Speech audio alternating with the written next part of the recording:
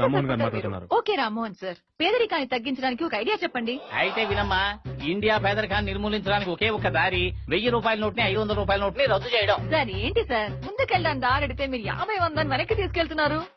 సరే, 500 1000 నోట్లు రద్దు చేస్తే మటుకు పేదరికం తగ్గిపోతుందా? అమ్మా, ఇండియాలో పేదరికానికి కారణం లంచం తీసుకోవడం, బ్లాక్ మనీ, ఇంకోటి అధిక సంపాదనని దారి మళ్లించడం. ఇలా సంపాదించేదంతా దాచేది 1500 రూపాయల నోట్లలోనేనమ్మా. అసలు ఇండియాలో 20% మంది మాత్రమే 1500 నోట్లు యూజ్ చేస్తున్నారు. మిగిలిపోయిన 80% మంది ప్రజలు 1 2 1000 రూపాయల నోట్లు సంపాదించి అది పట్టుకుని చిల్లర కోసం తిరుగుతున్నారు. అర్థమైందా?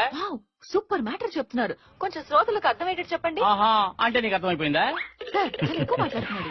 జాగ్రత్తగా వినమ్మా, 1000 రూపాయల నోట్లయితే 100 కోట్ల రూపాయలైనా 2 పెద్ద సూట్ కేసుల్లో సర్దేయచ్చు. అదే 100 50 నోట్లయితే పెద్ద ఇల్లే కావాలి. సేఫ్టీ ఉండదు, దొంగల భయం, పోలీసు భయం, ఇన్కమ్ ట్యాక్స్ భయం, బంగారం పైన ఇన్వెస్ట్మెంట్ చేయలేం. ఏమంటే రేటు స్టడీగా ఉండదు. రియల్ ఎస్టేట్ లో పెడదామంటే గవర్నమెంట్ మాత్రం లాగేసుకుంటుందని భయం. అప్పుడు వేరే దారి లేక బ్యాంకులోనే పెట్టాలి. బ్యాంకులో పెడితే ట్యాక్స్ కట్టాలి. దేశంలో ఉండే డబ్బు గల వాళ్ళందరూ సిన్సియర్ గా, నిజాయితీగా ఇన్కమ్ ట్యాక్స్ కట్టారనుకో, ఇండియాలో పేదరికమే కాదమ్మా, పిచ్చగాళ్లు కూడా ఉండరు. అమ్మా,